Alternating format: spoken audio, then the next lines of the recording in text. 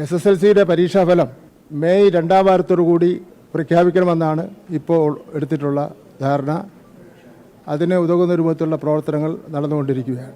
പാഠപുസ്തകം കൊടുക്കുന്ന കാര്യത്തിലായിരുന്നാലും, പുതിയ പാഠപുസ്തകം നിർമ്മിക്കുന്ന കാര്യത്തിലായിരുന്നാലും, യൂണിഫോം കൊടുക്കുന്ന കാര്യത്തിലായിരുന്നാലും, അത്തരത്തിൽ എല്ലാ കാര്യങ്ങളിലും 1.5 മാസങ്ങൾക്ക് മുമ്പാണ് പൊതുവിദ്യാഭ്യാസ വകുപ്പ് അത് പൂർത്തീകരിച്ചുകൊണ്ട് ഇരിക്കുന്നത്.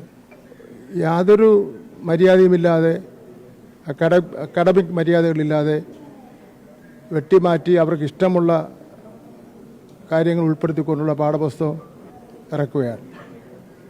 ഇവിടെ നിങ്ങൾ പറഞ്ഞതുപോലെ 7-ാം ക്ലാസ്സിലെ മുസ്ലിം ഭരണാധികാരികളുടെ കാര്യം, അത്തരത്തിലുള്ള നിരവധി കാര്യങ്ങൾ വെട്ടിമാറ്റിക്കൊണ്ടാണ് പാഠപുസ്തകം പ്രസിദ്ധീകരിച്ചിരിക്കുന്നത്.